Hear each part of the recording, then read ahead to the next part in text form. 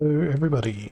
Welcome to Adelaide, South Australia, Australia, in the Southern Hemisphere, on the planet Earth, on the very splintered lands of Splinterlands. My name is Holazor, and I'm here for the next 2 hours to do random Splinterlands things. The first thing that I'm going to really want to do today, which will be happening in about 6.5 minutes, is to be opening up a whole bunch of daily reward chests. So there's 14 of them sitting there waiting, and I have to wait for quite some time. But then what I was hoping to do was to play some battles on the test server as well, where you can see that the season there will not end for 635 days. It's a long season. I wonder what the leaderboard is like on the test server. Hey Daru, welcome.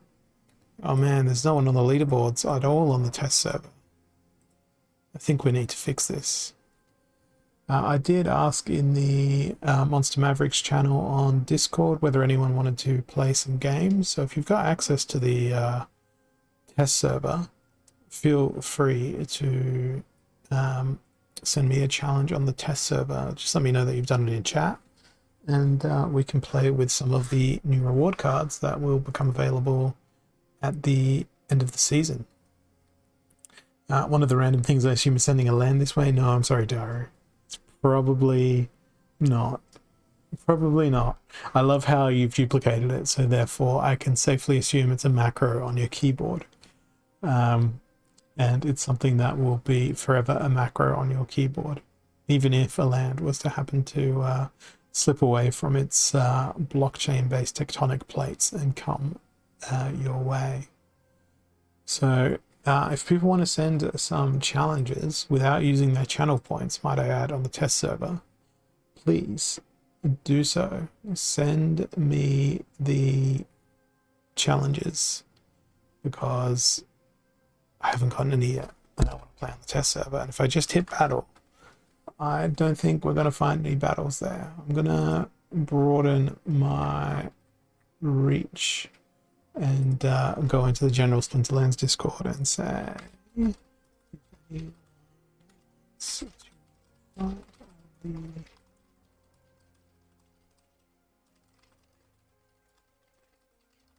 send a challenge to my in-game name.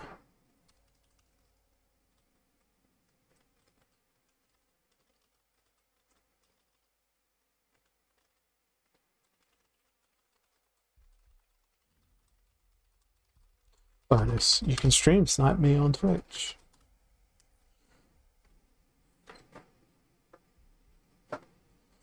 We'll see if anyone bites at that statement, but until then, I want to count down these 3.5 minutes until I can open up these reward chests and see what we get. Otherwise, it's going to be a very long stream of me being very, very, very bored. Well, I don't mind if you do, because I don't want to corrupt my rating. It's so close to the end of season.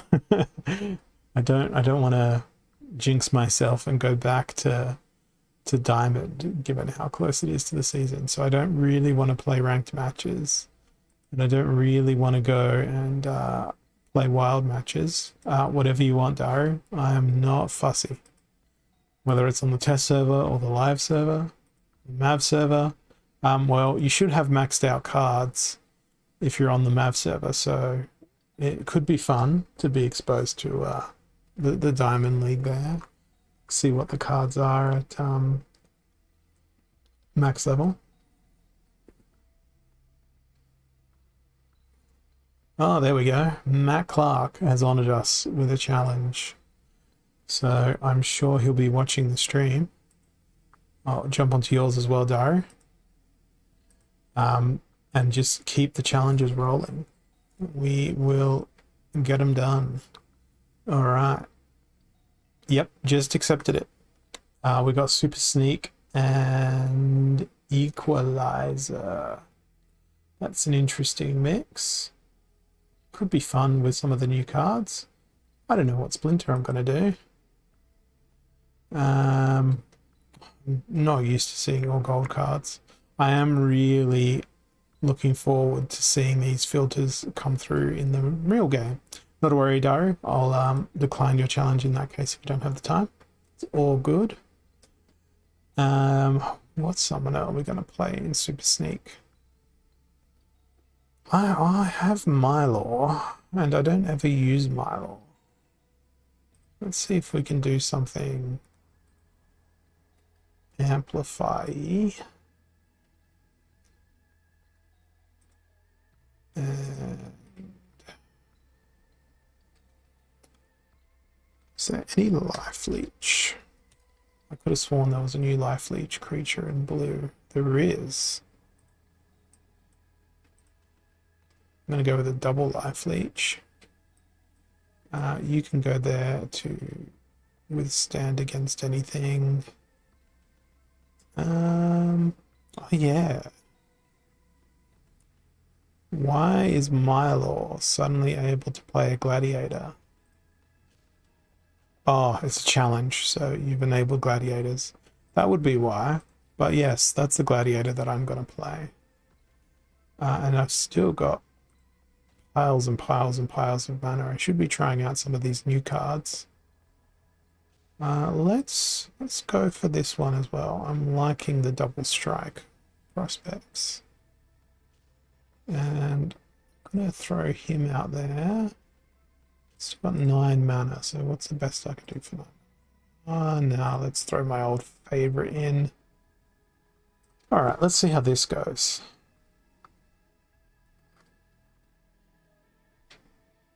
Drabburn is disgustingly good.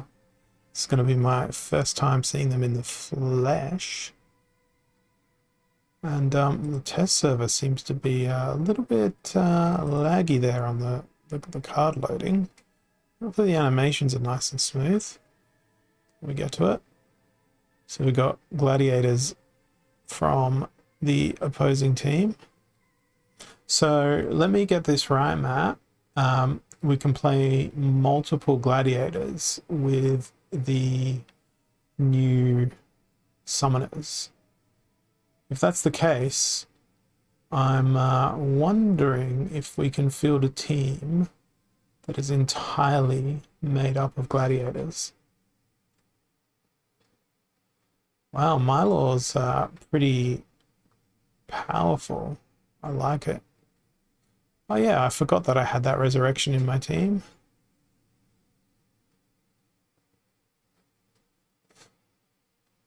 Conscript is one gladiator. Okay, gotcha. So the fact that we're playing with a gladiator rule set at the same time means that we've got the ability to play the double gladiators. Oh, it's not looking great for me with Alva the Crusher getting pretty angry. That retaliate in the last position was pretty nice. It's everything that I had hoped Nectar Queen was going to be able to do. Oh, so close. So close to that Thorns ending them. But that was a pretty good match. Those new cards are absolutely brutal. Now we've got Rick on the Mountain to challenge, and we are in Gold League, I think, for this challenge. Fog of War, Equal Opportunity, and the other one. Everyone has the same health. That one. Yes, I know words. Because this is opportunistics, I've got Peak Rider as an option. That's enticing. It's not what I'm going to go for though. Kind of want to spam gladiators. But I want to see how well wannabe shield bearer can be. Although he's not very wannabe shield bearer at this point. Let's first choose a gladiator. I feel like Tatiana Blade will be very gruesomely broken here. And you know what? We'll throw Rangel out as well.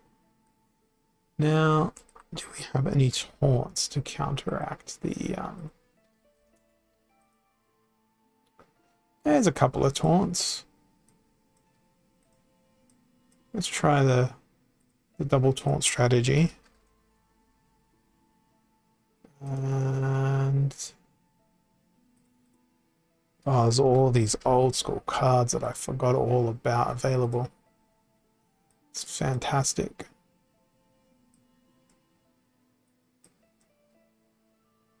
And just in case... well, those aren't very good scatter shots. Let's go with an affliction instead. But put the affliction there. And let's hope for the best. Ooh, Chanceus. Interesting that it's a level 1 Chanceus against a level 2 rare. How does that impact the summoning levels? So the rares are all level 2. The legendaries are all level 1. Nice use of Jared Scar. Something that I did not consider.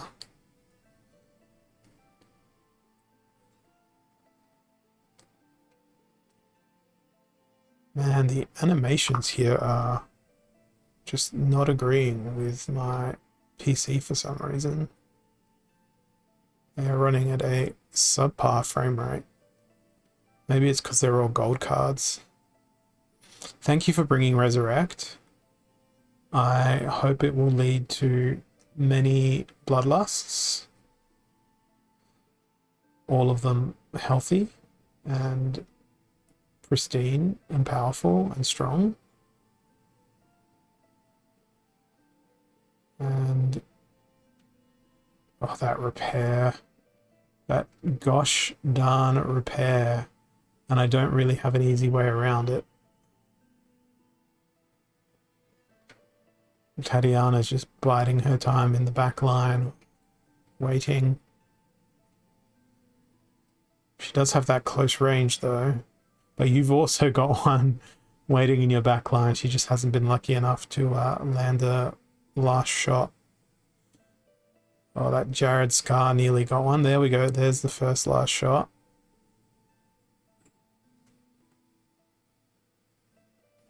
But now it's battle of the gladiator at the front. And I think Solya's going to be unsurmountable in terms of that double heal.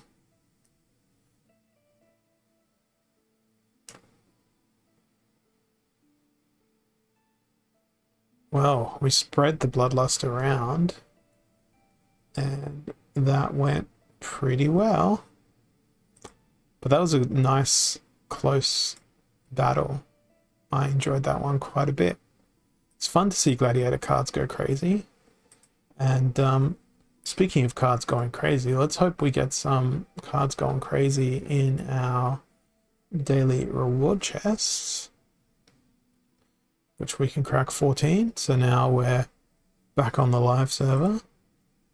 Wow. What a chest. I'm not sure if you guys can read how many splinter shards that is, but that's great. 184 splinter shards out of the first chest. That's exceptional. And then we follow it up with a Murdhamp here. Then we follow it up with an Ever Hungry Skull. And then some alchemy potions. Then just, 4 splinter shards. Another Ever Hungry Skull. Then 8 splinter shards. 46 alchemy potions. Another Ever Hungry Skull. It's going to be just the Ever Hungry Skull game today, isn't it? 8 more splinter shards pack. 72 alchemy. And a blood maker. So those are champ level chests. So what does that take me to? So when I claim in 10 minutes, That'll be 490 SPS for the 24-hour period. A fair bit of it's coming from land, 161, 52 from tower defense.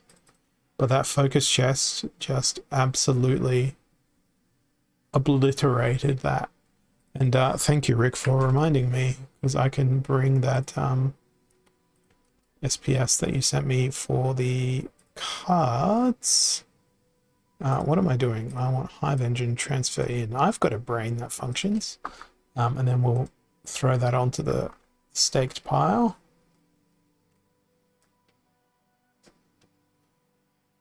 And I hit a milestone, 675k, which is very nice. There we go. Hit claim there.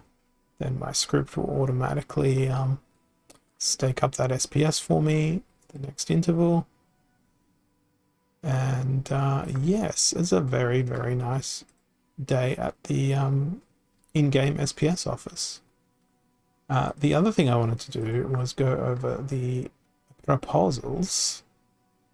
And there was a thread for this one, obviously, because everything has a thread.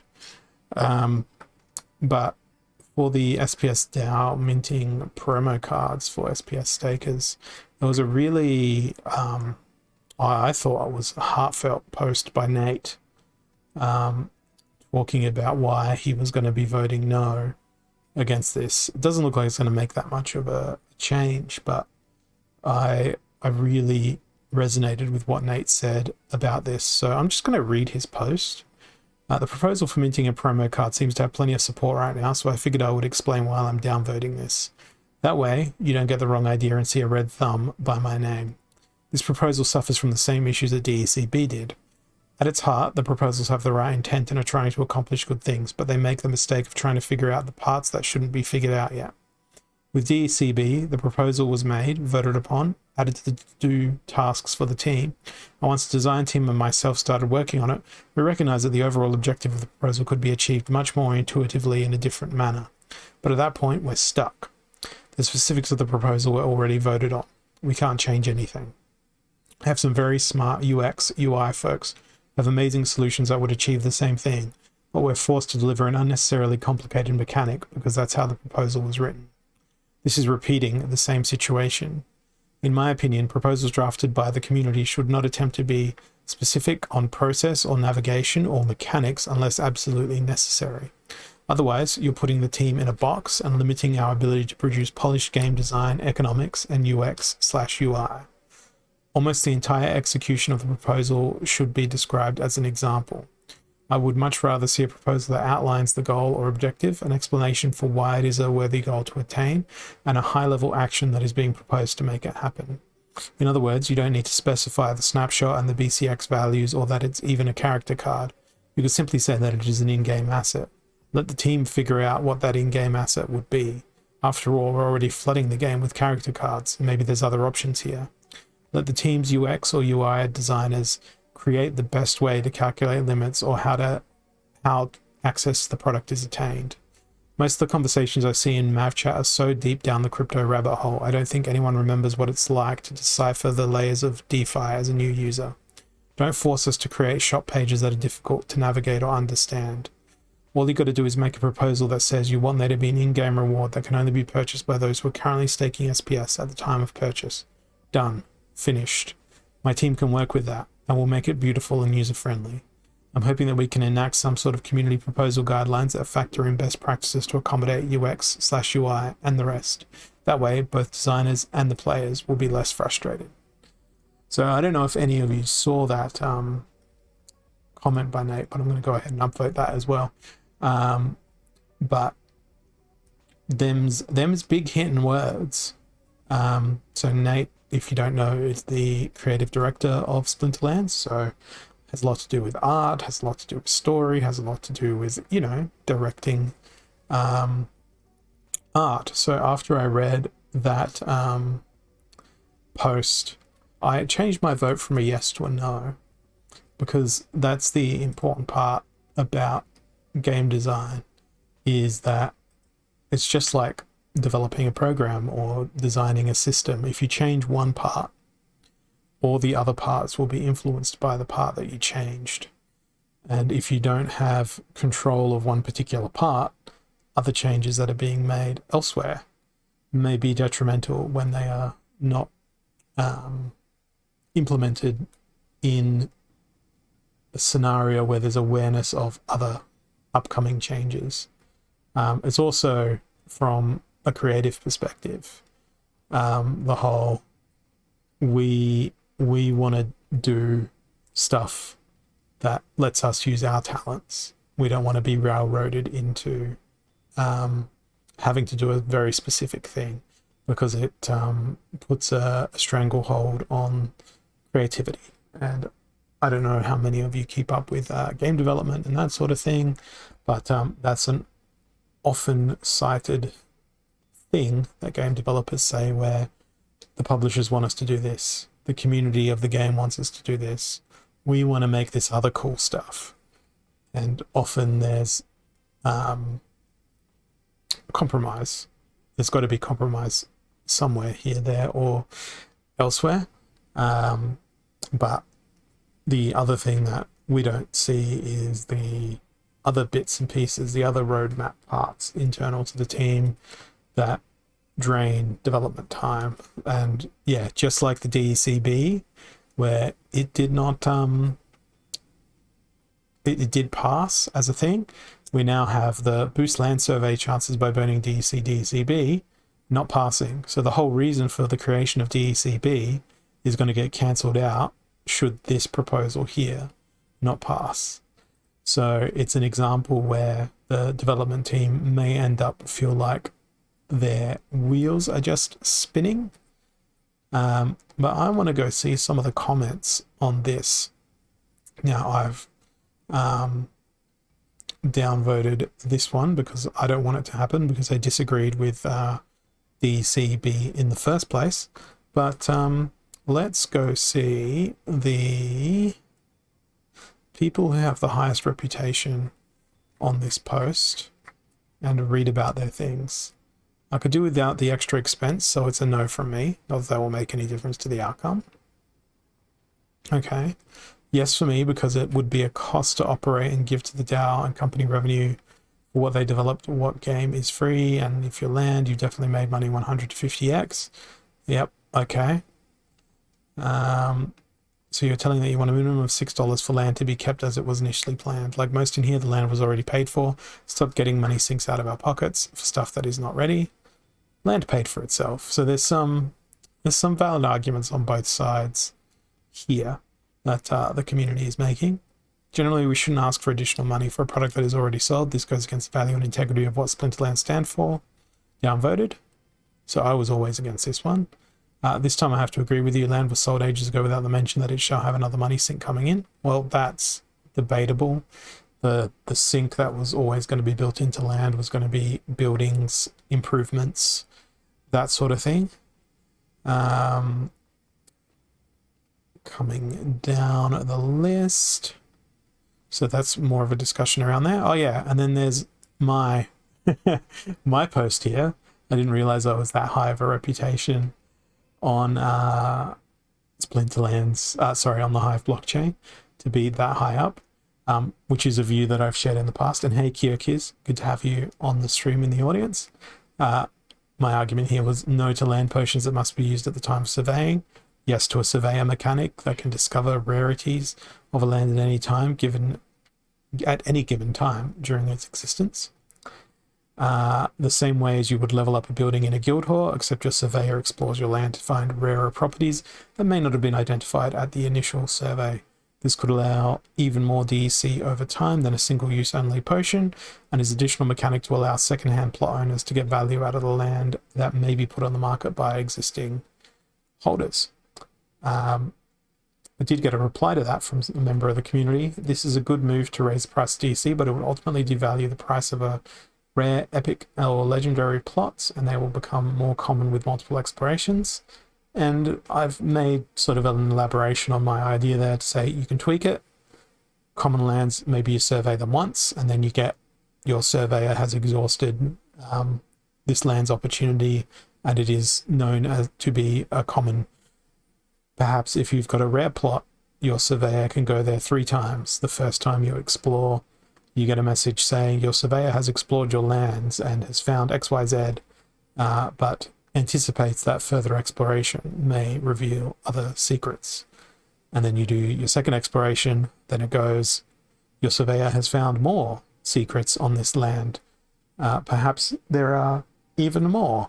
Then you do your third and final, then it says, they have exhausted their exploration attempts. There's nothing else here, but we found this stuff. Same thing with the epics and legendaries. I feel like that would be a really fulfilling way to explore land. That way that DEC burn is incremental each time, depending on the land. So you've got the rarity of that land predetermined as per normal, just as it would be for cards or whatever the percentage rate's going to be for land.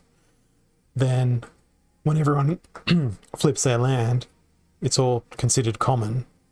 When they do the initial survey, they just find out if it's a hill or a plain or a swamp or mountain or whatever.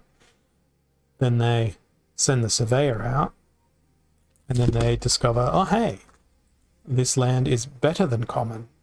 I'd better spend some DEC to find out. If it is, they do, then it's actually better than common. It could be rare. So they send another surveyor out until the surveyor comes back and tells them, nah, sorry bro, that's all you got. It's a rare, or it's an epic, or it's a legendary. It also allows for a incremental DEC sync. So if you've got a legendary plot, you're spending more to survey that legendary plot, which would in turn give you a bigger reward. But hey, that's my idea. And I really wish I had 100k DEC to burn, because I feel like I could do exactly what Nate would hate with that. Write up a proposal explaining those mechanics in exhaustive detail, and the team would run with it. But it would be interesting to see how the community would react to that as a broader proposal, as opposed to me ranting here on a Twitch channel with 33 viewers currently. But looking at the consensus of stuff here, it's overall a no vote here, and Jarvi's sort of gotten onto the thread as well. The term potion doesn't appear in the proposal. This proposal isn't about lore and naming, it's whether or not the community supports concept. If it passes, then there will definitely be appropriate lore and naming created for it. There's no reason to spend the time on that before we even know it's something the community wants first. Yeah, I'm very glad that you think it's a quality rant, Matt. You know, I feel like we need to do more to get players engaged in the actual storyline and the gameplay of Splinterlands, as opposed to what I feel like a great variety of people do currently, which is just look at the economics and try to either extract the maximum value from that, or try to basically be, look at me, I've got the coolest and shiniest stuff. Where to me, if you're going to be a game, if you want to succeed, a lot of people play World of Warcraft. A lot of those people don't play just for the gameplay. They play because they love the characters, they love the environment, they love the world building that's related to it. They want to go out and cosplay as these people. I mean, I didn't go to Splinterlands, I didn't go to Splinterfest, so I don't know if there was people actually cosplaying there. But if they were, I would expect to see more photographs. I know that there was issues with some of the production from Splinterfest, but you know, it's one of those things. It's the lore stuff is really, really super important, and for it to work in the game. But a lot of these are a mixture of people who hold a lot of assets saying no. I'm keen to see what some of the people saying yes in this debate are making an argument for it. I'm a region owner and I fully support this proposal. If nobody is willing to spend, then this whole thing is going to fail. I'm more than willing to spend. I'd even be open to potions costing more than 10k DEC. I voted no for the proposal in its current state. For revisions to take place before it goes to final proposal. I would rather have something guaranteed for the DEC I'm spending rather than just a chance at better RNG. See, again, my proposal of the surveyor is a better thing. I have 25 plots, so I don't have the luxury of the... yeah, I'm still looking for them as I'm scrolling through. Hard pass whale games again. Got to get to be a whale then. There shouldn't be a yes/no question. The random, or so it seems, 10k DEC potion makes it hard for me to vote yes, even though I support some DEC burning in the form of land potions. 10k is just too much and will have a negative approach. Understand why adding a potion for land is a cost, since people won't want to be left behind, so I can see the point of view of those that will oppose this. It was expected. Yeah, absolutely. It was expected. Seems like if this is voted for positively, then you almost have to pay the $6 to increase your chances. Depending on the number of people who do that, it will either negate the effect or push all of the common plots to the back of the line and to the people who don't pay the $6. Yes, it is cheaper comparatively.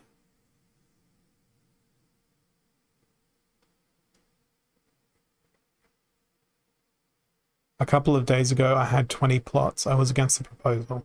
I sold them all now for SPS. I am now for the proposal. Land potions are broken. That's interesting. After initially voting in favor, I've decided to change my vote to a no. My decision to vote no is based on the following. It's not fun. A pay for chance tax is not a compelling or fun game mechanic. Developing buildings on land equals fun. Buying potions to get a higher chance of something, not fun. I agree. It's not the right priority, though I agree getting DEC to peg is crucial. I'd rather the team prioritize building land development mechanics. These things will be much more than 10k DEC per plot. I'd want to see all efforts going towards that rather than on bandages. Yes, me too. Wow, I'm agreeing with this brave tofu. It doesn't really benefit players. My assumption is that if everyone is a rational actor, then everyone will buy the land potions. If so, that's a lot of burned DEC, which is theoretically great for the economy, but means nobody wins as far as their land is concerned. Think of the extreme case. If every plot is a rare, no plot is rare. That's true. Basically, all that happens is DEC gets burned, but players are not really better off in terms of their land holdings. Again, instead of that, let's go faster toward actual land development where players can make strategic decisions on what to develop in order to advance the game. It's divisive. This proposal is clearly quite divisive and is upsetting players who've been in the game for a long time. I think it's important to reward long-term supporters rather than annoy them. That edit is my emphasis. It sets a bad precedent.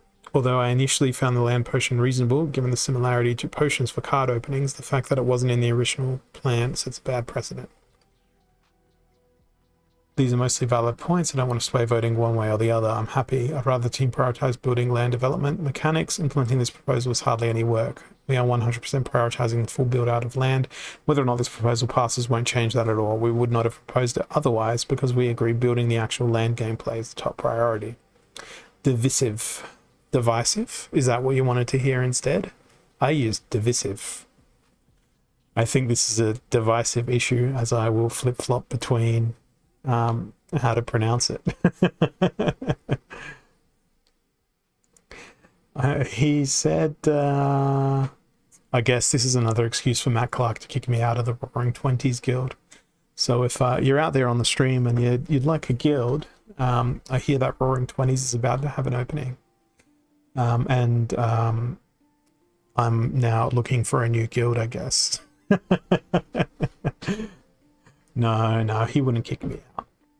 He would, for a joke, and then he'd let me back in, but I've already submitted my brawls for this round of battles, so we got room for you in TNA. I don't know, is it tier 4? Are you at tier 4? Where's your guild? Don't you be poaching my beardo.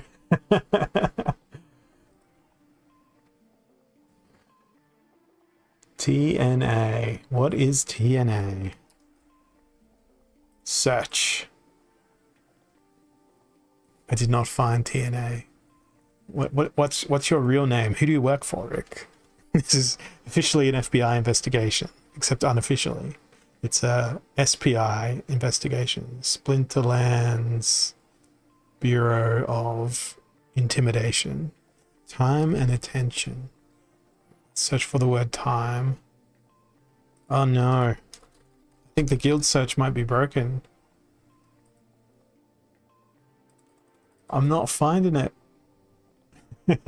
Yes, we are, as Kyokis suggests, looking for a few brawlers in our guild, because I don't believe we filled every single fray this time around.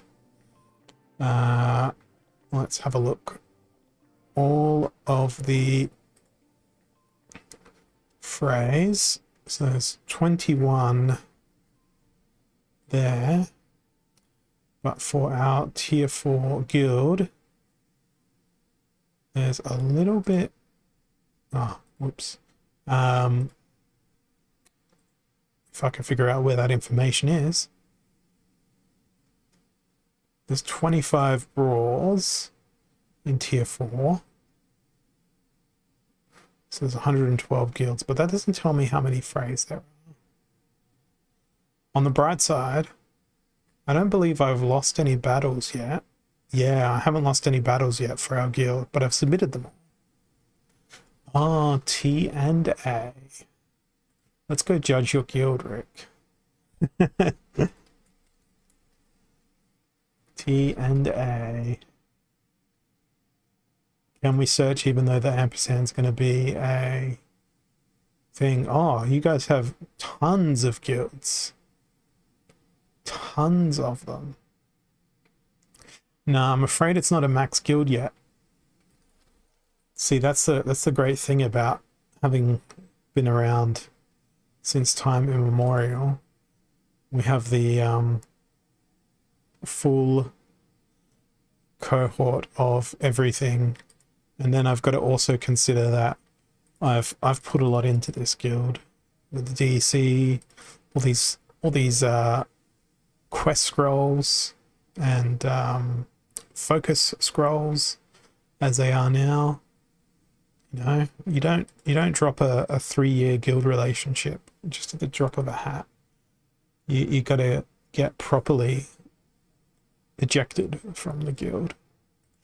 You know, like thrown out the barn door sort of thing.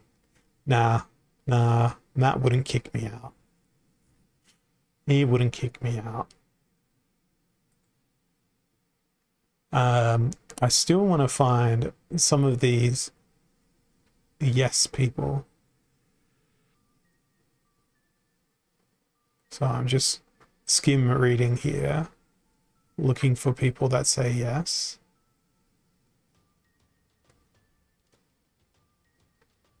Yeah, I generally fight in the gold tier guild phrase with the modern.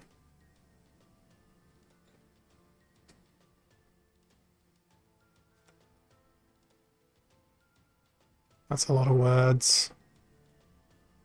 That's still a lot of words. Oh look, there's Little Rick on the mountain saying that's exactly what DECB. Yeah. So I guess the way I try to figure out if they've made any remarks on there is going to the proposals page, looking at who voted yes, and then seeing if they've made any comments. So we've got Bubkey here. Control F. Let's see. They didn't comment on the proposal. Who else have we got? Jesterago. Control F. Jesterago. There's nothing there. Yeah, I feel like it's much better to express your opinions on the blockchain because it's immutable. Unlike Discord. Sure, you've got a Discord history, but on Hive you can say this is my opinion, and then at a later time you can say this is no longer my opinion. alternatively, you can't just go and say, this is my opinion, then edit it and say, that was never my opinion, because you can go back, look at the history, and see whether or not someone is trying to mislead you. I love that about the Hive blockchain. Also love the fact that there's a little Dr. Steve Brule here with someone expressing great confusionment about the proposal. But it feels like 103 comments on this is pretty low. That's newest. Which one has the greatest reward attached to it? So Brave Tofu's been upvoted for visibility there. What about Jarvie here? Jarvie has also been upvoted for visibility, because there's Peak D, Peak Monsters, and then just generally other people that agree.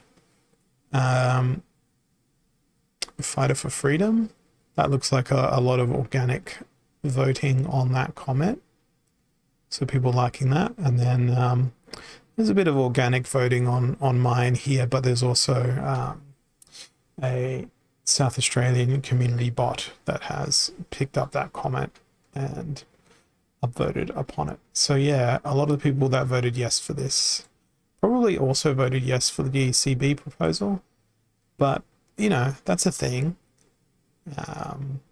Yeah, it is much easier for people to have discussions like that in Discord, because it's real time. People can go back and forth and all that sort of thing. But I don't know. I like the formality of it being etched into the blockchain like a piece of stone.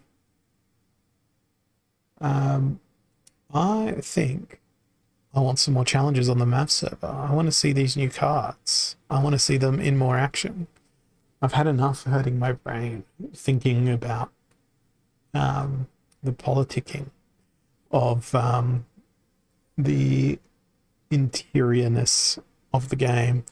Like I said earlier, it needs to be a fun game first, which of course it is, but it needs to be a fun game that's about so much more than just economy and opening packs and going, oh, look at the shiny thing that I got, and that sort of thing, which we could do here on the test server, because there's quite literally hundreds and hundreds and hundreds, thousands of packs sitting here. But we got a challenge here from Kyrgyz. We are again in some league. Looks like a Silver League maybe, so pretty low level, but we should all have the same cards on this server. Triple rule set, evens, reverse speed, lost magic. That's an interesting one. I think I want to go with blue Splinter. Do I have...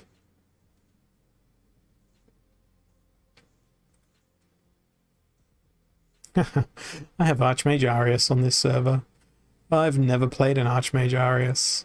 Let's do it. Because what I really wanted to do was play Murdhamp here because of Life Leech. I just like Life Leech. The rest of the team is, however, a little bit more complicated. We probably want to play some of these newer cards. So I really wish there was set sorting here, because there's way too many cards to choose from. But if we look at no attack creatures, Naga Brute has no attacks at this level. Interesting.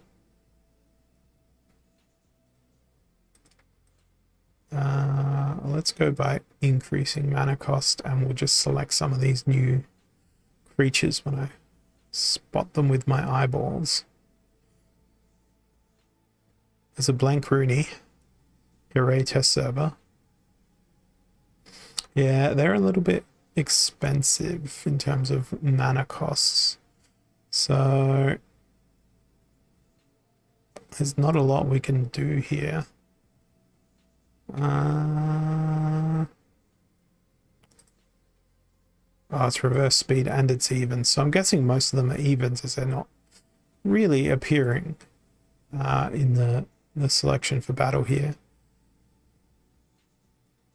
Yeah, you know what? I am going to go with Naga Brute out in the front. And then 2 mana as our final creature. Throw in the battering ram and see how that goes. Yeah, there's like hundreds of cards to choose from.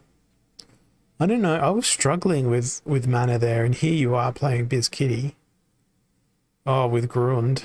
Oh, and that Inspire.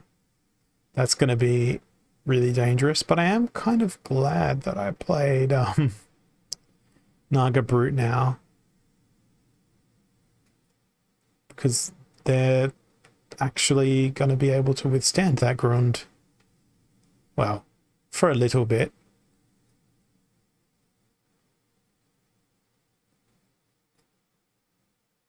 Now Murdham appears out of the picture. Hey Bakweni, welcome. I think we're done. We're absolutely done here. But hey, it was close.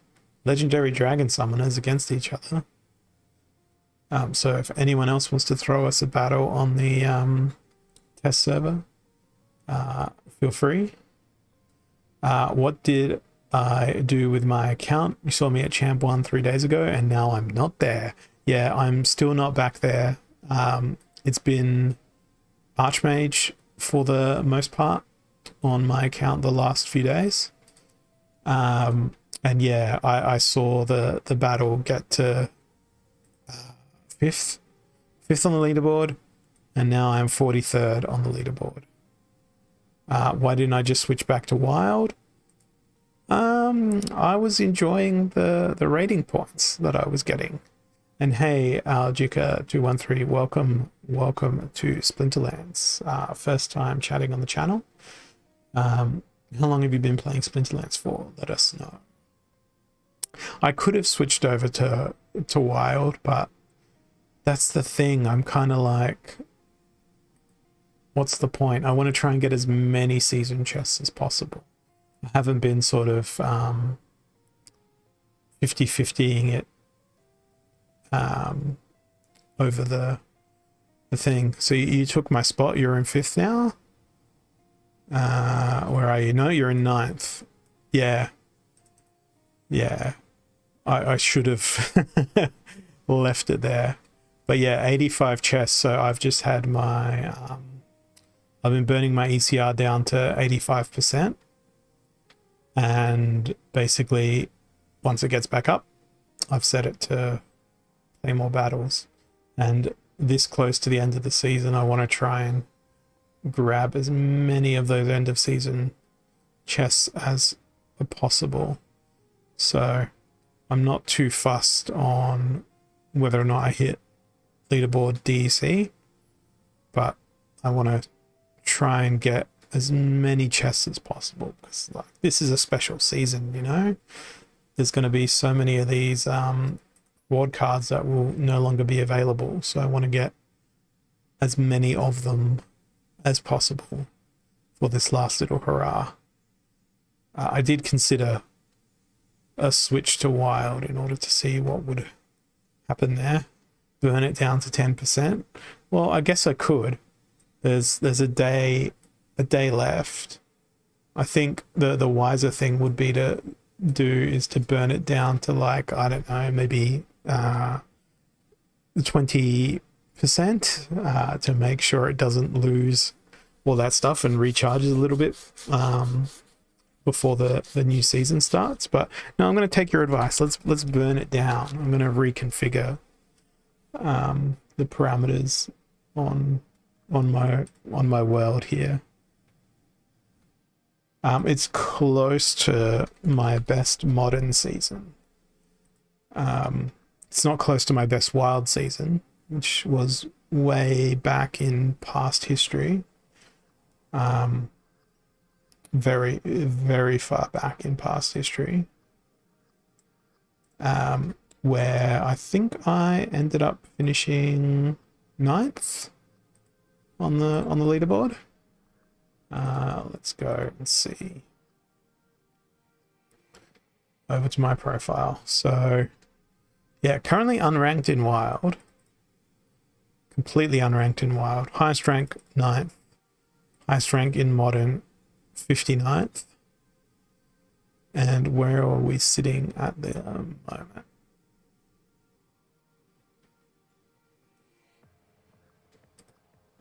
Leaderboard 43rd. So yeah, this is the highest yet, but you are sort of right. You know, you want to slip into Champ 1, then you reset the start of the new season at, that's the reset. Reset already in Champ, so it's easier to then stay in Champ season on season, and that would allow you to sort of flick between the Modern and Wild leagues. The only problem that I face is all of my Wild cards are delegated to Rick on the Mountain currently, who is here with us in the audience.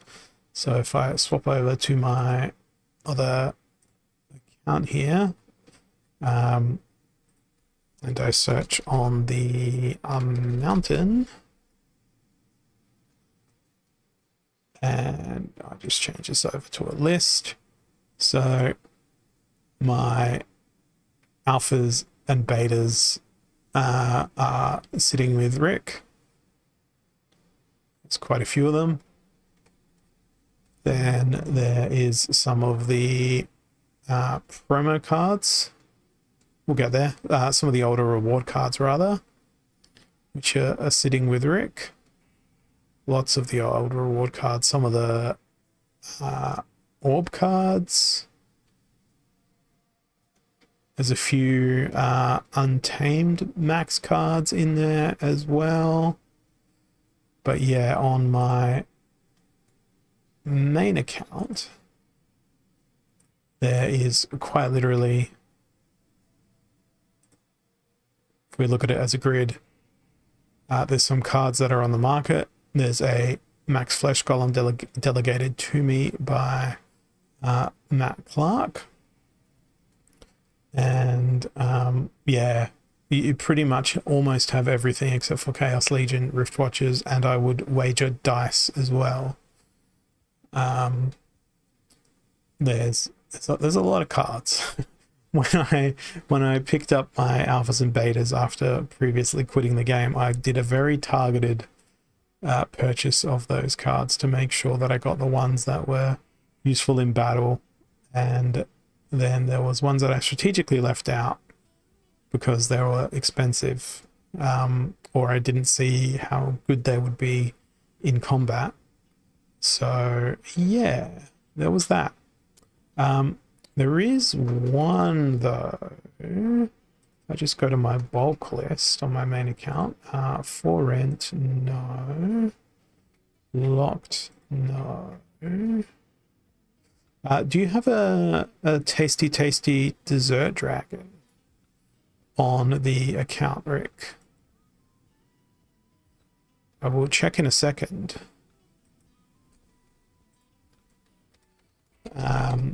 But yeah, since I got my gold foil dessert dragon, my regular foil has just been sitting there doing nothing. So I've just sent it across to my other account, and I will delegate out that max dessert dragon to you.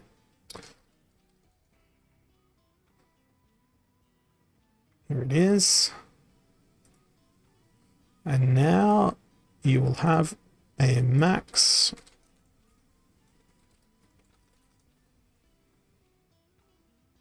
come on, Rick on the mountain. Oh, come on. It's the right spelling.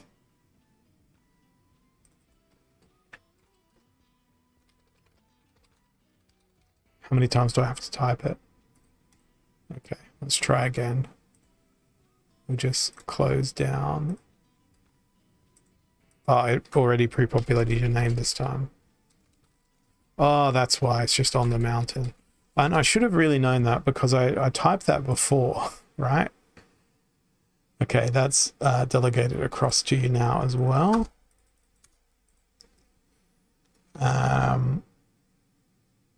And what else is on this account that is not for rent, not delegated? Well, this one here, we should add that to the set. Usable deck, maybe. Sets. Add to usable deck, maybe. I just want to delegate your level 1 kitty. Let's see. Do I have any? It doesn't look like I have any. Although, let's just... what Peak Monsters is really missing is just a button up the top here, which is clear all filters. That would be an incredible thing. Yeah, I don't have any spare kitties. I have none other than my own. But speaking of which, Splinter Forge is quite a bit of fun. And I actually haven't done a great deal of Splinter Forging. So let's go have a look and see what I can do, because I do have a kitty. Where's the battle button? There it is. So I've done nothing in terms of Splinter Forge. I've not gone and like bought stuff or done things. Let's see, what rules are we gonna put up with here? Thorns and Fury. Okay, I'm alright with that. Level 1 kitties went mad. Well, we're gonna go put together a team here to fight death. And do I do the bad thing of going through looking at who got the most points and then try and copy their team? Or do I try and do this organically? 781 points. That's crazy. Can I do that team? Show me the team. I can do a llama. I can do that. How does that team do 781 damage? I feel like it's all in the hero here. Yeah, it's definitely all in the hero there. Last Stand hero, gotcha. Right, well, I don't have a fancy hero, so there's no such benefit to me. And I wonder if this person also did it through a hero. No, this person didn't do it through a hero. They did it through Valnamore and Yasik. That's crazy. They just dodged everything, right? Based on this. Well, they had Oshana's force field away most of that damage. Then Oshana's got healed a whole bunch. I'm guessing that's how that happened. Speed works differently here. Yeah, I don't really know how. Oh, you can get 30 speed and the boss can still hit you. Okay. Well, we are definitely going to be using Biz Kitty. I feel like with 6 range damage, maybe Deep Swimmer, the blind, the extra armor might be useful. So that gives me Dragon plus Blue Splinter. Then I don't know about you guys, but I really like Life Leech in this rule set. Just in this battle, like in Splinterforge. I just really like Life Leech as a concept because people can stay alive for ages and ages and ages. But I did also like the presence of Sharness here with Force Field, because that will very much reduce the damage. Did that put Jin into our team? No. Click him one more time. Okay, so Sharness is in. I think Salty Bear would be nice, but not within that manner. So Force Field is there.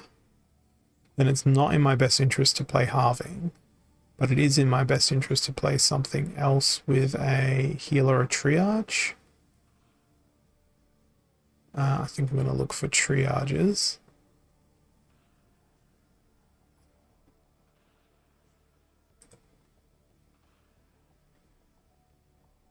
Well, Rust won't do anything comprehensive. Cleanse is not going to do anything for us. We've got ranged. We don't want anything with melee attacks, so let's go with Angelic Mandarin and Spirit Hoarder. Then we've got 2 mana left.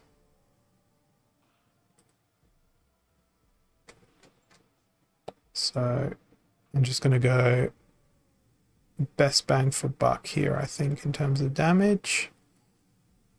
And I don't know, maybe Naga Assassin might be able to dodge some stuff.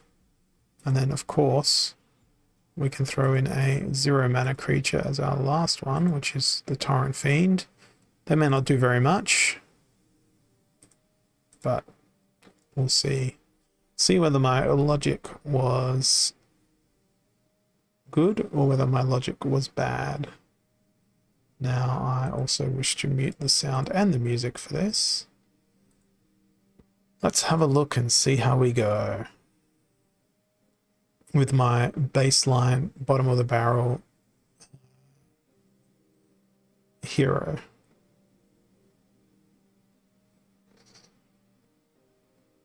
Okay, so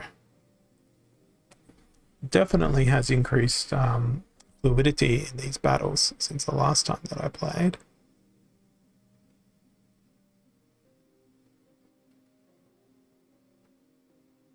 Is Life Leech yes, Life Leech is operating correctly. So this will be an amusing game. It would be cool if you had a little counter on the screen that showed like a running reel of the amount of damage you had inflicted on the boss up until that point. But yeah, nice little feature.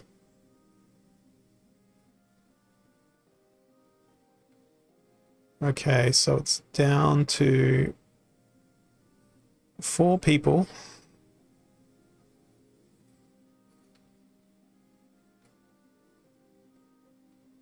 And I don't know.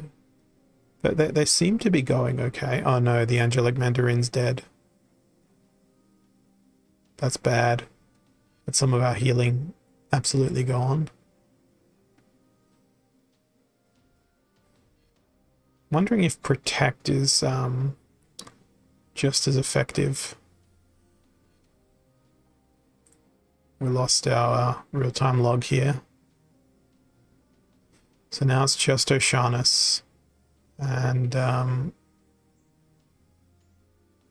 O'Shaughnessy is going to take, what, 3 damage per turn?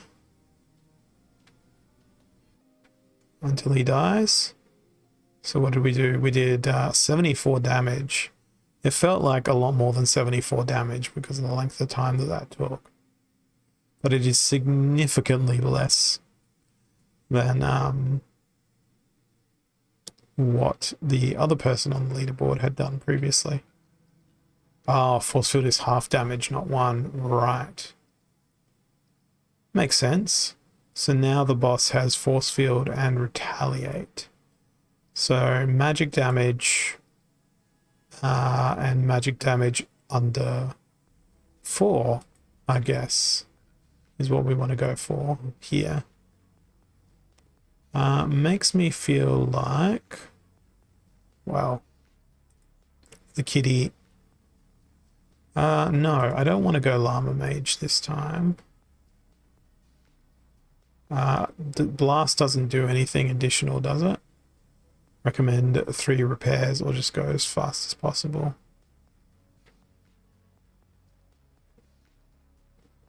Oh yeah, I can see why the repairs would work. And wouldn't recommend anything higher than silver. Well, I've not purchased anything within this game mode. So blast is 1.5 damage, so we wouldn't want to use that in a rule set where the boss has force field. That's my logic at least. Let's go for +3 speed. So dragon plus neutral, which is going to end up with me only being able to use dragon and neutrals, right? Which is interesting and cool.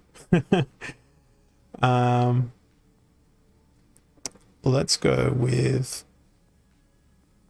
Longtail because they can do some self-healing. In fact, let's also go with a res. I'm just going to look for heals.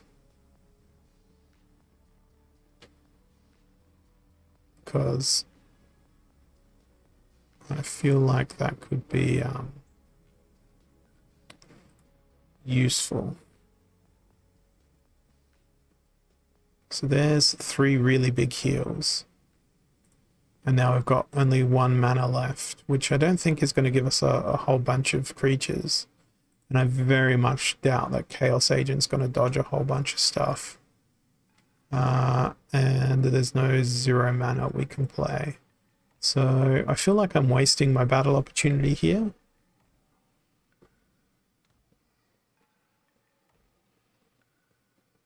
But we'll see. I doubt that we'll be doing much dodging.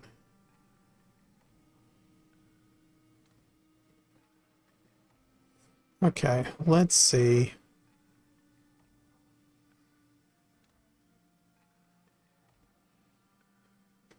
Some self-sustainable people, but none of them have life leech.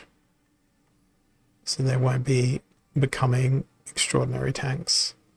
No worries, Rick. Have a good one.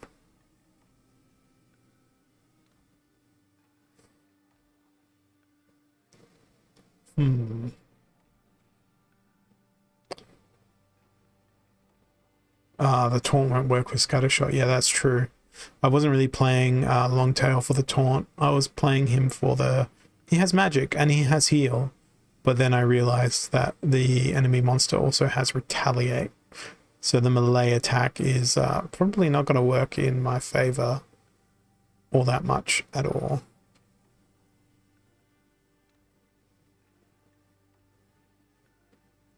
Meanwhile, Cornelius seems to be doing okay, as Cornelius tends to do. But no, that one was a far shorter battle. Only 42. Yeah, but where's the fun in just resetting it? You gotta give it a go. Scattershot, shield, void, retaliate. Okay. This one here, I probably want lots of ranged damage to just try and nuke him as much as possible. I feel like maybe we want a combination of Jotun. Oh, we've got to use Kitty. And let's go with damage type of ranged. And we just want the most obnoxious damage here. the biggest damages for all the worlds. And Kitty Yasik is a good combo, 4 speed and plus 1.5 damage. Yeah, let's try that.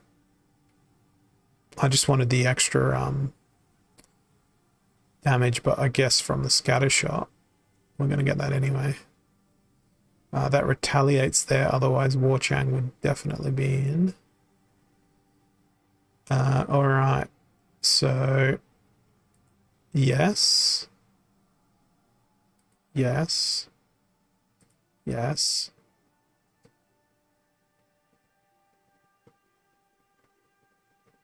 I don't know about my survivability here.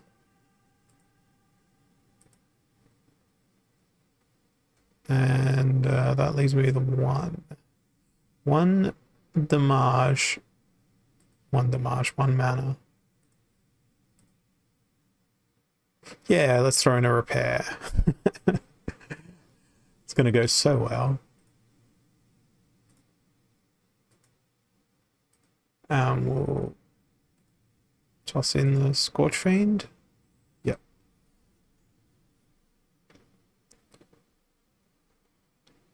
This is all about just experimenting and having fun for me. I'm not playing this with any sort of ambitious, super serious intent. It is quite literally the definition of being a casual player. But hey, let's for the next battle, let's just let you guys build the team. I will act upon your instructions exactly and entirely. I don't think Tinderlock's going to get to his last stand here. Nope. Expelled from battle very quickly.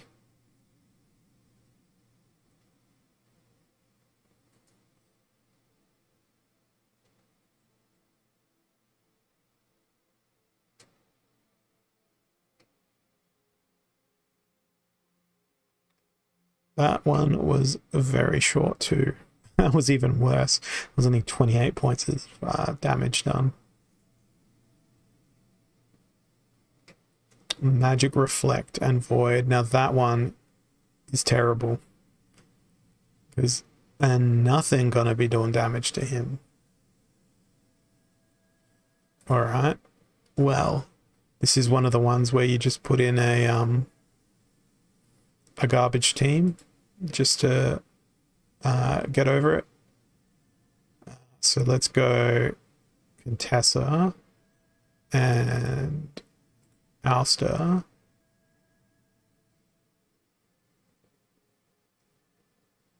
And you need to use at least 15 mana. Well, I think I can do that. And I think I can put together a semi decentish team for that. If I focus on Life Leech. So that's what? That's 9 mana so far.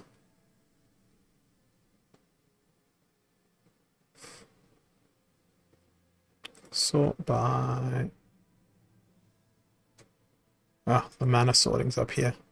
There we go, Bonesmith.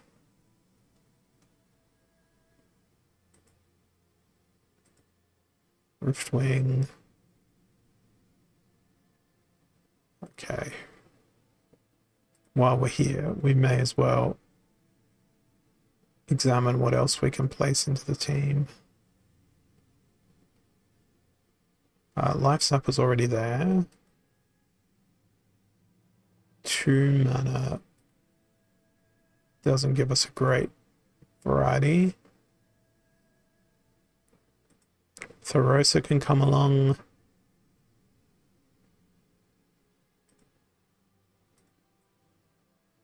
It's a pity they don't have a silence. But there we go. We'll use 18 mana for that one. I do not expect my creatures to be very long-lived. But hey, we will see. We might somehow set the record. I very much doubt it. There's Corpse Fiend gone.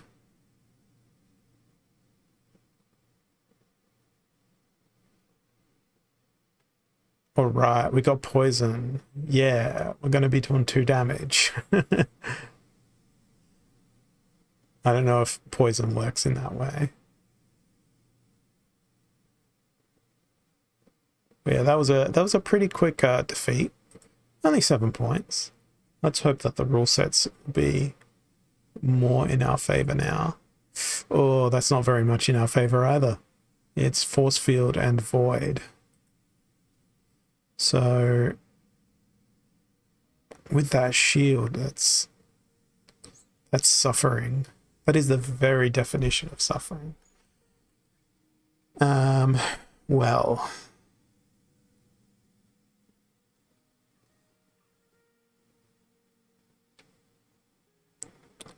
we need to use 15 mana, hey? I know what I can try to do. Oh, he's got Scattershot. Drat.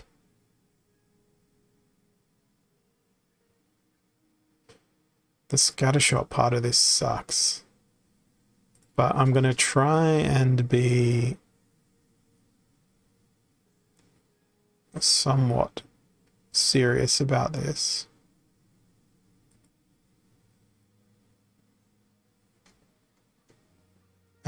Immortalis plus Kitty.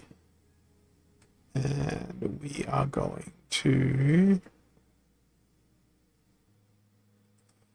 use all the tank heals.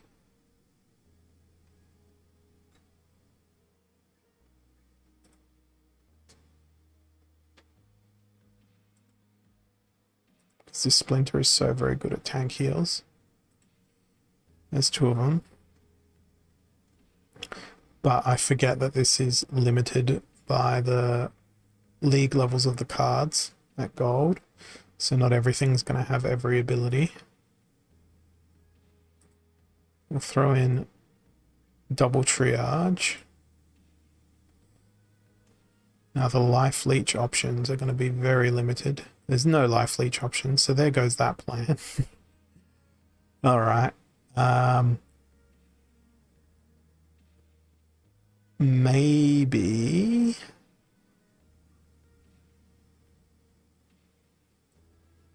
Well, Desert Dragon's not going to do very well. Double strike. Okay, we're going to dump the Dampier Infiltrator. Throw in Carnage Titan.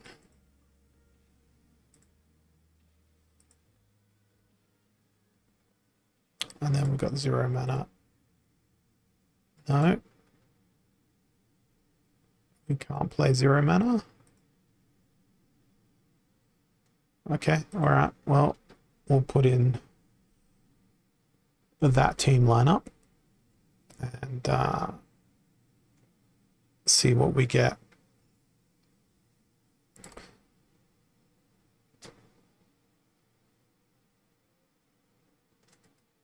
Yeah, I have done no purchasing, no researching, just really learnt and made it up as I went. Oh, Chaos Agent's done. Tortosan Chief is done. I think at least we're going to probably do more than 7 damage this time around. With any luck.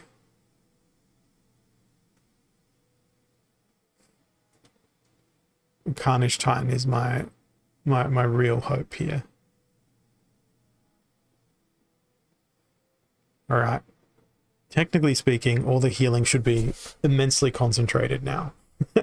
And as people die, the healing will only become more and more concentrated from the kitty.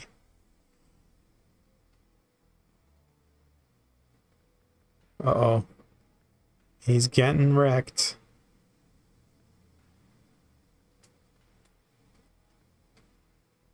Okay.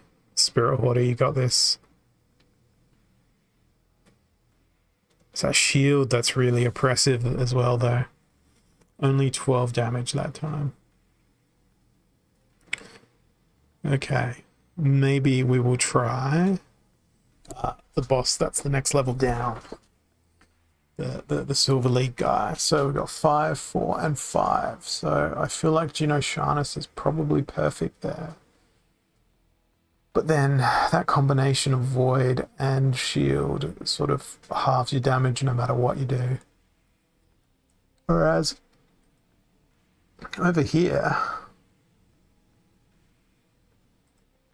I feel as though it's even going to be easier. Because there's only Force Field involved. So we'll go with the healing. Then we need to mitigate potentially 8, 11 damage. So Shield Bearer. But not with Chancius, with the other guy. Grandmaster Wraith. We'll go Shield Bearer. 7 mana, 8 mana. Where's my Shield Bearer?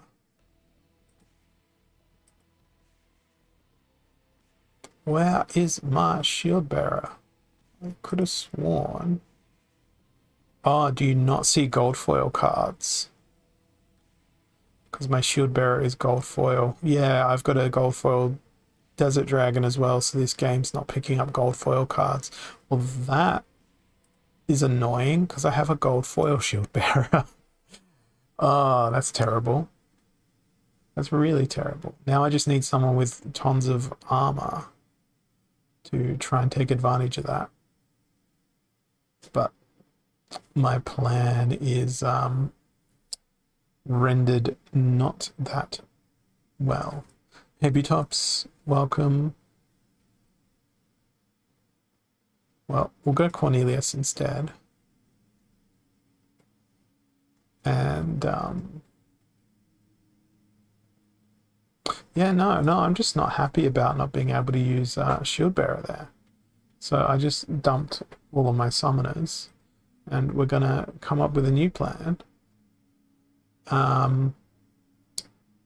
Let's go with Deep Swimmer, where we can return fire. So everybody has return fire. We would like to have thorns. Thorns. What has thorns at this level? This is a great way for me to learn about cards in lower leagues as well. Only Jin Schwaller. Okay. So he's going to be flinging back 2 types of attacks. No one's got Amplify at this point. Oh no, what are the rules going to be? I guess there is none. Excellent. It's great news.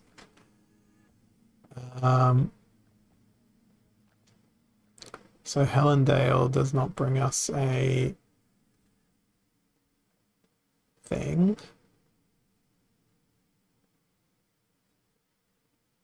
So I guess we want to try and recruit as much damage as possible. All right then. Phantom of the Abyss.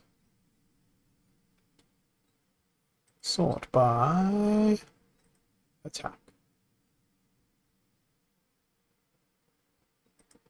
Yes. Desert Dragon. Come along. 6 mana left. Oh no, that's going to put the dragon into the realm of force field, so I don't want to use that. Deep Lurker will not go into the realm of force field.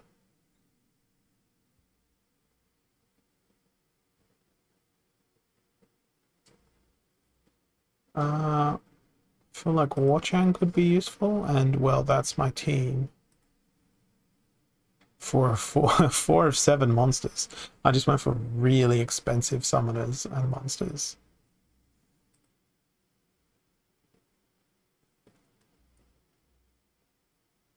Help you take down bronze boss. Okay, well, help me put together a good team to fight the bronze boss then. Or do I just look at what other people have done and then mimic it with my cards? I think that's what I might do.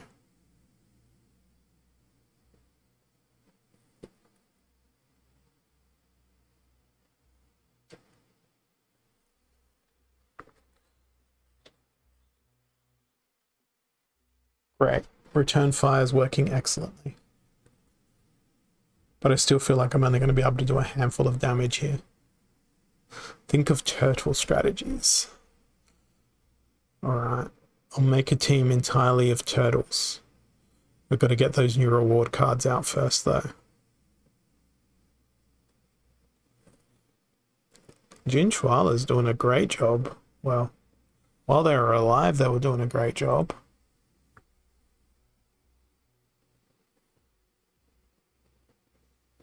Alright, we're going to try and copy the top team. Oh no, they have return fire this time.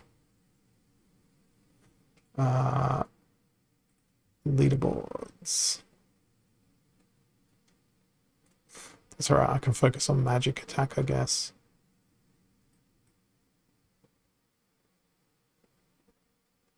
No. Recent battles. 500 damage. All right, let's see the 553. I do not have Kraken. It's delegated. Oh, those buttons are so annoying. They kept moving.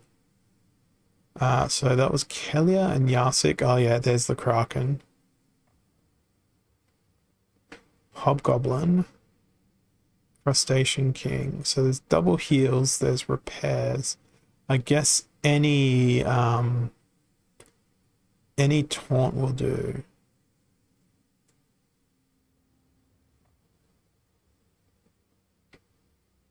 I never use Lycan Beast Tender. I've never used it at all. Life with double strike through the assassin.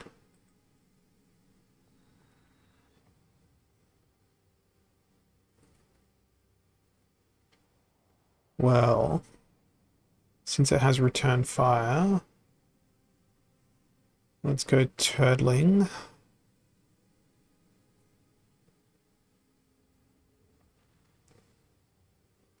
With a double heal.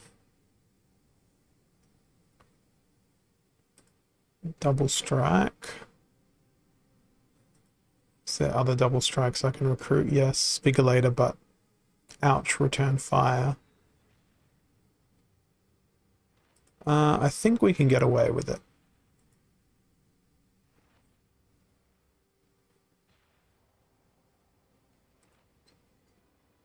Carnage Titan. So that's 3 double strike creatures. Now I need a bit more armor and some repair. So we want a protect.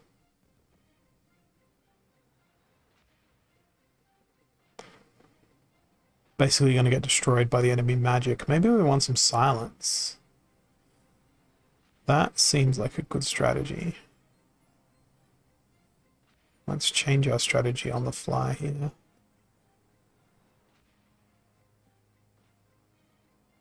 So we want a silence and a protect, ideally. Where is silence? Why am I so blind? I guess there is no silence. Yeah. Oh, Archimus is the only protect available. I would have thought Tower Griffin might have been an option. Okay, so let's drop Chancius in favor of Wraith. And then we'll throw Biz Kitty back in. See, now Truth Speaker's showing up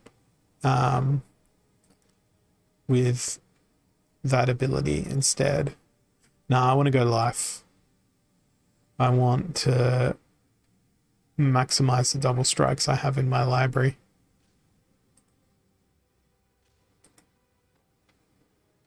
So there's 5 mana left now.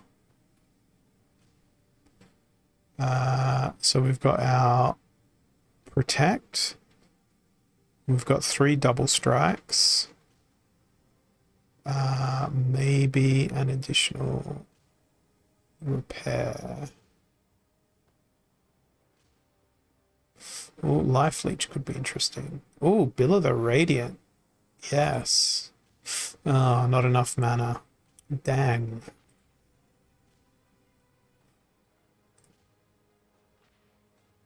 Alright then. Well, with 5 mana left,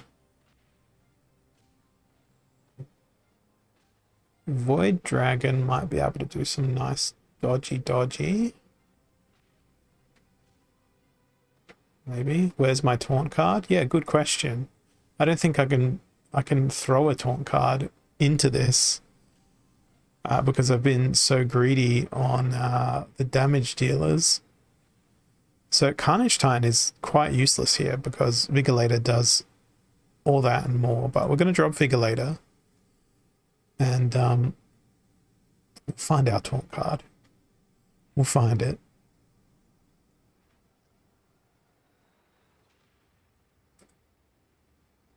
There it is. Now I've got the Shield Bearer available. So it was showing gold foil cards, just not. Alright, well, we'll throw in the Lurker. And we've got 3, 2, 1 mana left. Halfling Alchemist. And it's just the simple 1 mana, so I guess Gargoyle Scrapper. And then 0 mana, the Soul Fiend. Alright, let's see how this goes.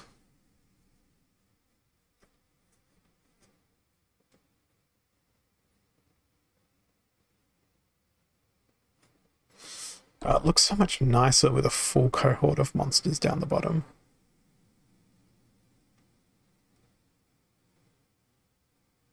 And I did leave Carnage Titan in and dropped Vigilator instead because that's funny.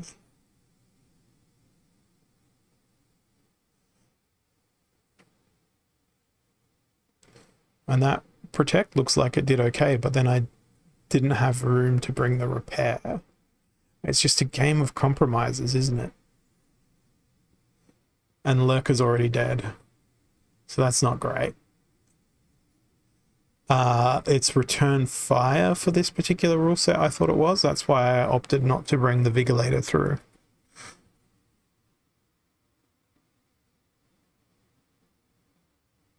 But then I don't see return fire below the monster here.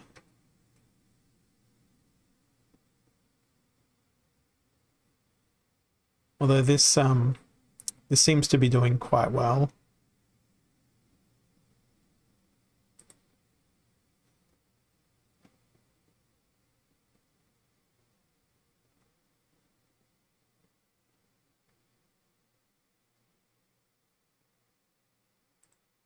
This seems to be going quite well. The Carnage Titan is doing a fantastic job.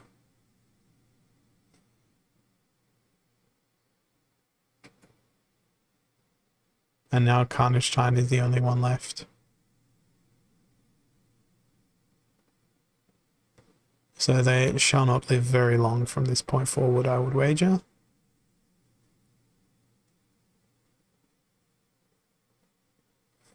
Oh, I was using Wraith for the Void Armor. So there's that. 86. Not bad. I feel like I can do better than that, though.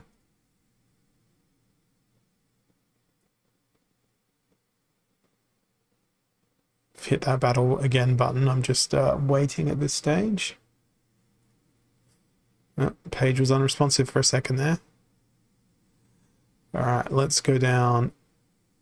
Oh, they've got scatter shot this time around. Yeah, the problem is all my wild cards are Elsewhere.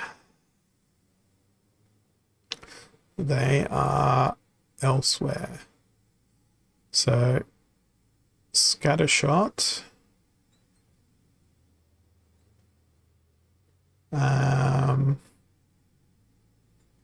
If I ignore... I need lots of shield to survive for as long as possible.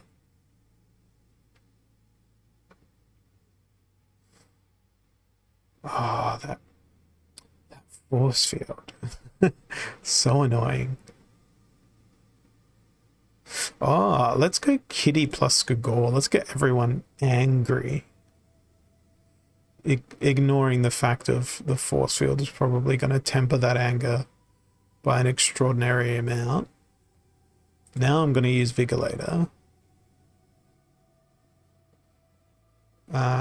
Who else can we use?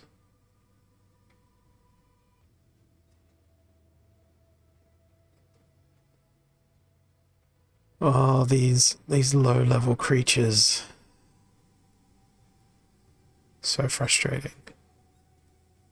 And there's like no healing in Fire Splinter.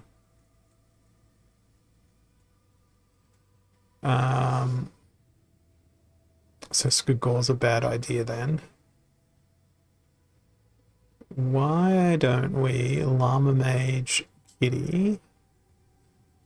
Because then anyone who gets Last Stand is gonna have a heal. And then we'll just play people who either have tank heal or heal. And then everyone will be a tank. Yeah. Let's do it.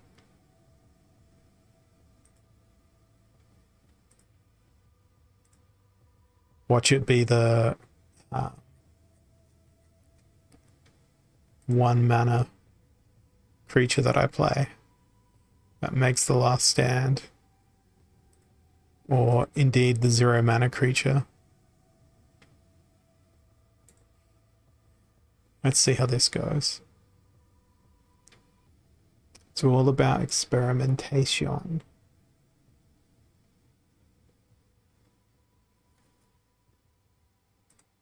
All right.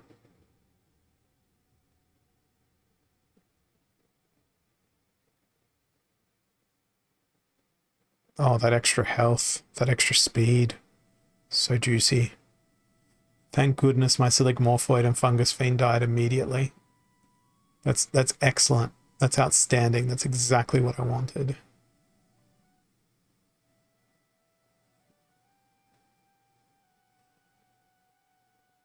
Okay. We might be in for a long one here. Hopefully we're in for a long one.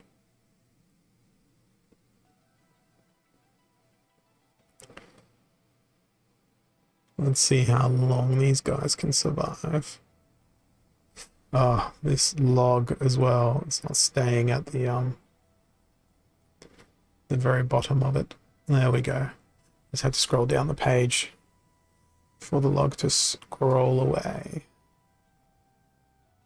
No, it's still not updating dynamically. It's alright. It's probably got something to do with the fact that my no script is turned on in Brave. Well, this is quite the survival fest here.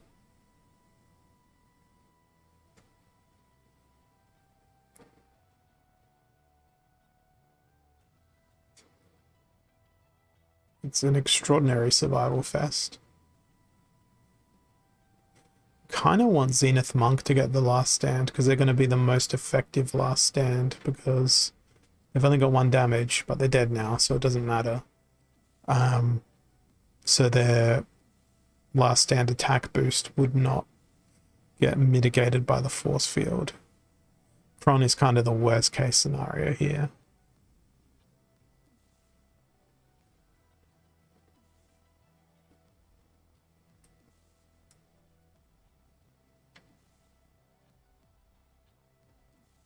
Well, this is great. This is so much damage. At least it's taking forever for things to perish.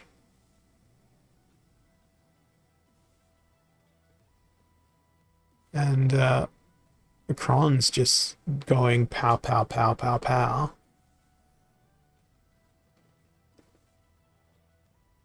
Which is just lovely.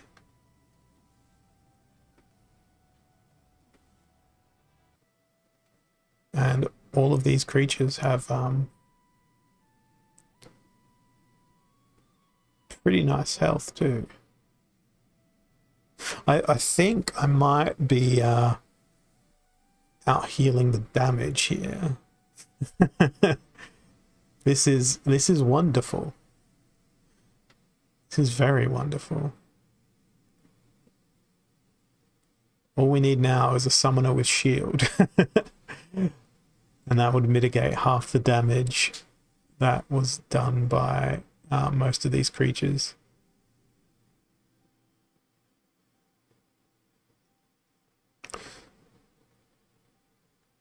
Yeah, I think this one might be in for a very, very, very long haul. Can I increase the speed? It will not go above 1000. But the UI is being incredibly unresponsive at this point, in any case. Oh, so as the battle goes on, the boss gets more and more damage. Okay, so that stops you from basically being immortal. That's a good gameplay mechanic.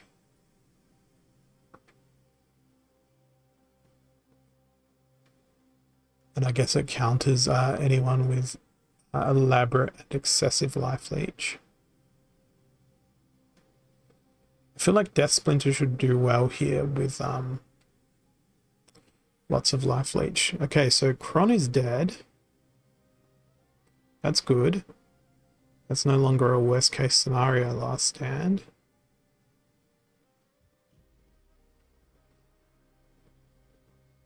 I feel like I've done a significantly larger amount of damage this time.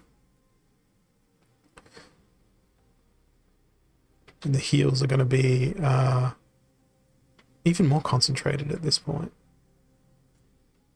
This is fantastic. Okay, it's the Flesh Golem with the last stand. That's fine. Because he's still under the amount of damage. Oh no, here we go. This could be death coming. That's what, 12, 17 damage per turn? Yep, there it is. Everybody dead.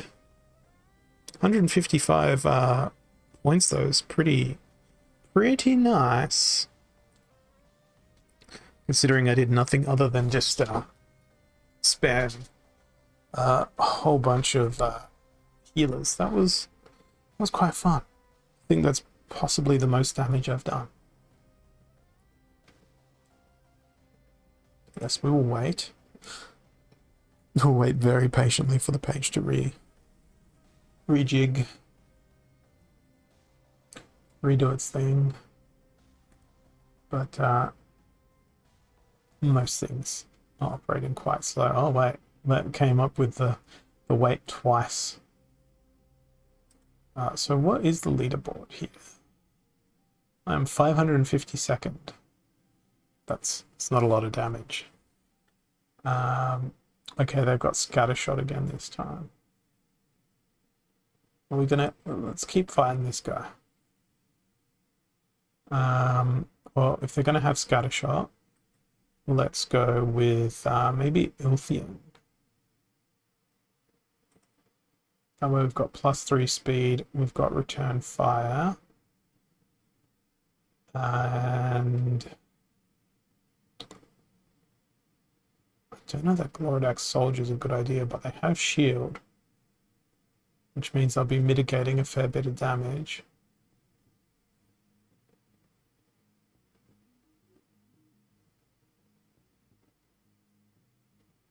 Well, Cornelius did really well last time.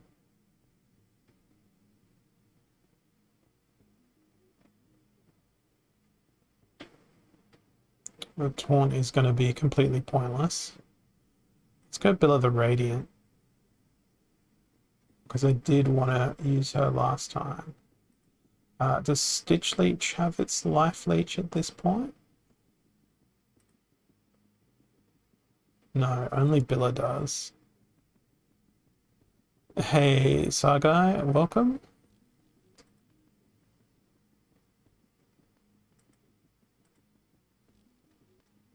So let's go back to all creatures.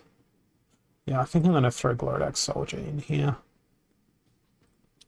And see what else has shield.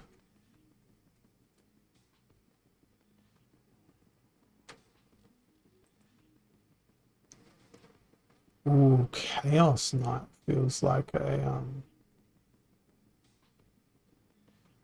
nice option, but they'll get completely destroyed by magic.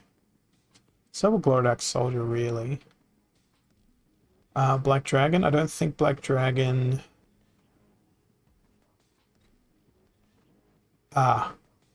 it's not modern, so it's not in my collection. It's on my other account. But that doesn't help me here. Maybe I'm just going to throw in Halfling Alchemist. And this is where it gets much tougher. Spirit Hoarder's a bit of a weakling in the context of this battle. Billa's already in the team with her Life Leech. Jinra Nova is too expensive. I've only got 2 mana left, so let's look unambitiously at 2 mana creatures. I guess we go with Conjurer to try and maximize that return fire. I'm not sure. We're about to find out. And they should be hitting just fine thanks to BizKitty being the summoner. So we're gonna see very soon. I mean, it might bring down the attack, but it feels like that would be too easy. Maybe it just does it for a limited number of turns.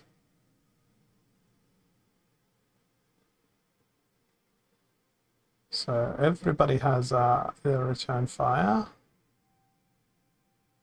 Jinra Nova did 2 damage. Cornelius did 2 damage. Conjurer got hit. Bill of the Radiant got hit.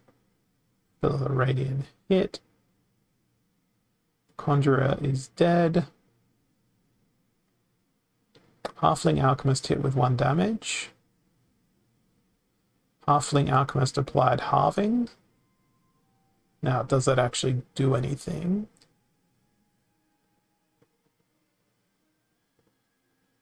About to find out when the enemy gets their attack in. Cornelius hit with 2. Jinra Nova hit with 2. Rawhide hit with 4. So that didn't do anything to its melee attack. Didn't do anything to its ranged attack. Maybe it did it to its magic attack. Okay, so it did it to its magic attack. So it did it to 1 stat. So the question is, does it do it to another stat the next time Halfling Alchemist hits?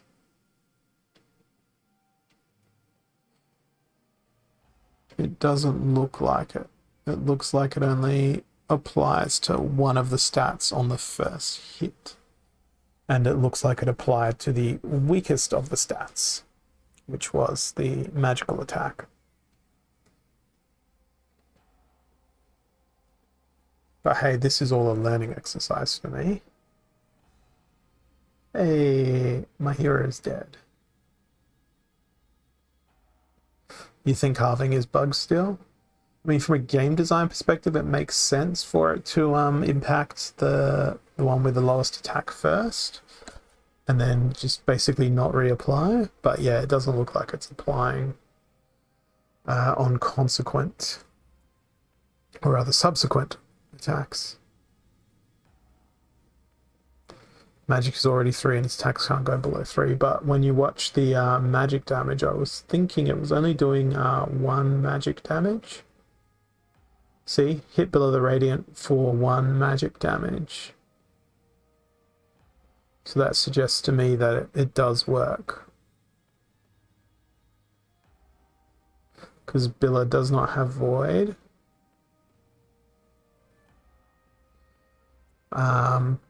What I'm concerned with is the fact that BizKitty only healed Billa for 1 damage. I don't think Billa the Radiant's Life Leech is working currently.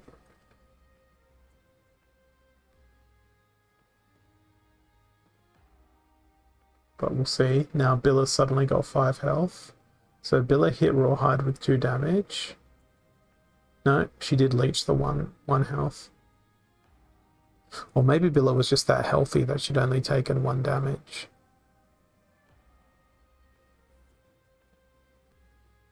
Well, Cornelius is dead. No, he's not. He's just lost his health indicator.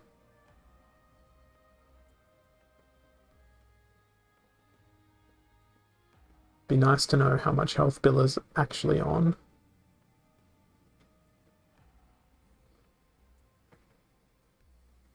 I mean, it's a really great thing that a team or someone has gone out and just gone forth and built something that is quite engaging, quite fun, has a lot of original content, is tactical and challenging, and it just works. Sure, it's a bit rough around the edges, but it does just work, which is to be really applauded. And I want to see more stuff like this created by people.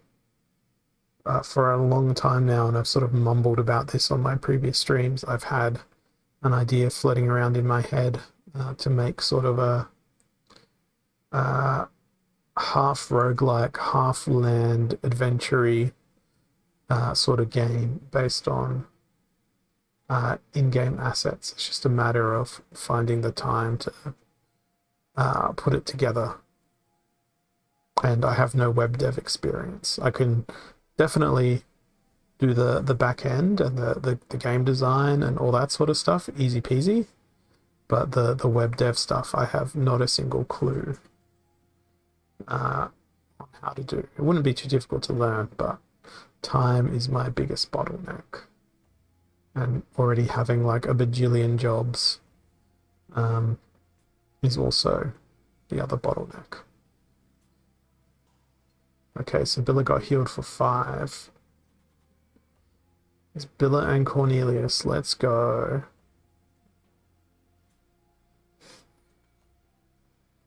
Cornelius is still healing himself. Billa's such a lovely card. She was an untamed reward card though, sadly, so she'll be rotating out of Modern League shortly. Makes me sad because Modern League is what I've been focusing on.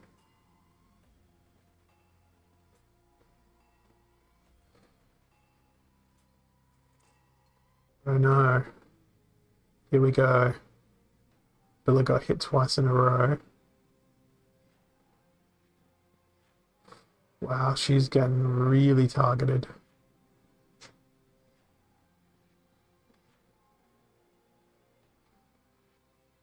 Come on, kitty, heal that Billa. Nice. 6 health heal. But then 4 damage. Thank goodness that the love was being spread around there.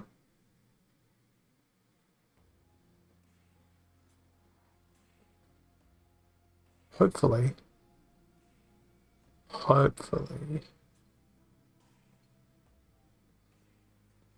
Billa can survive a few more turns. No, she's gone. It's all Cornelius now. And they won't survive very long being focus fired.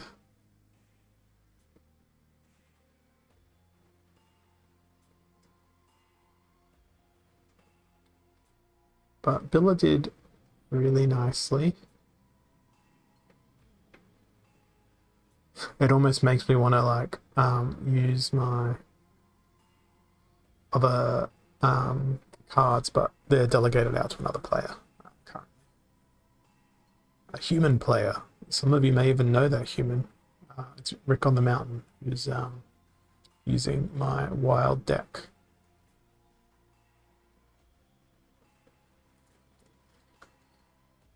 Well, this is taking longer than I expected for Cornelius to die.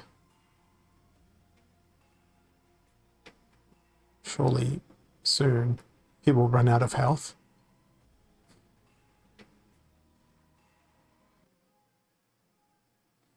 Because when you think about it, it's what, 11 damage per turn.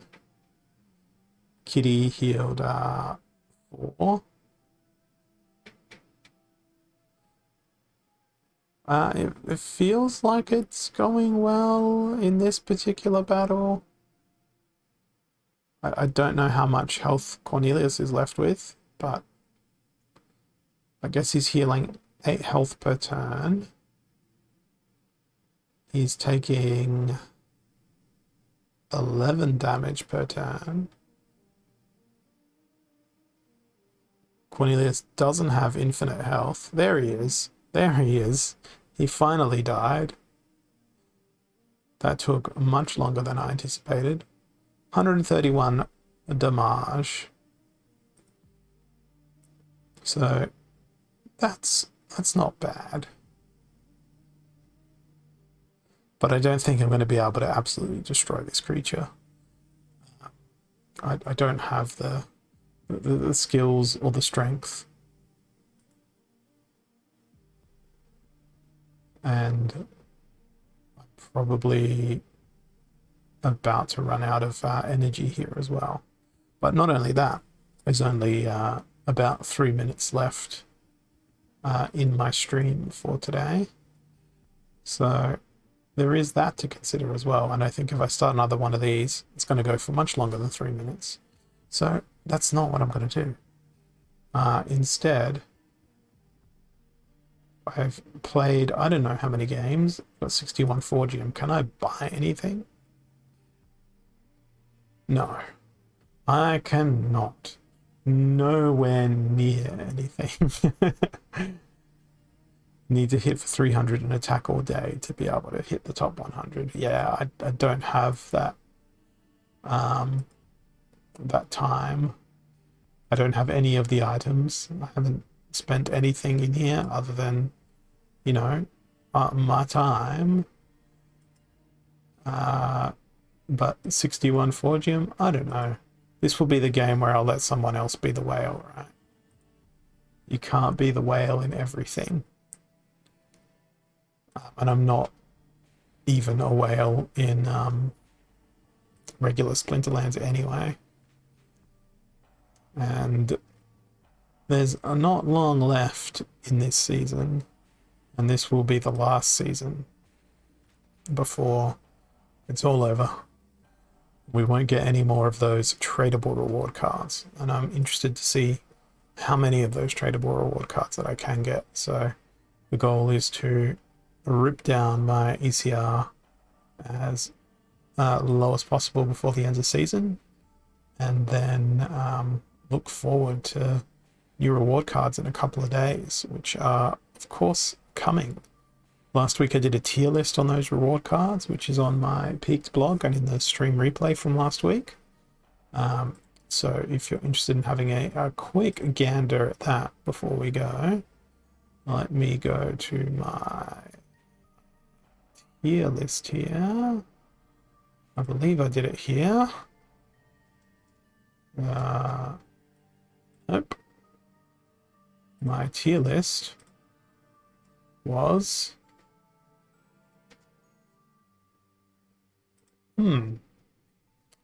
I could swear I did my tier list very recently. Ah, yes, here we go. With 15 seconds left in my stream, this was my tier list for the new reward cards, which is, of course, subject to change. But I'm afraid that's all I have time for you today. and I will see you again soon. Cheers.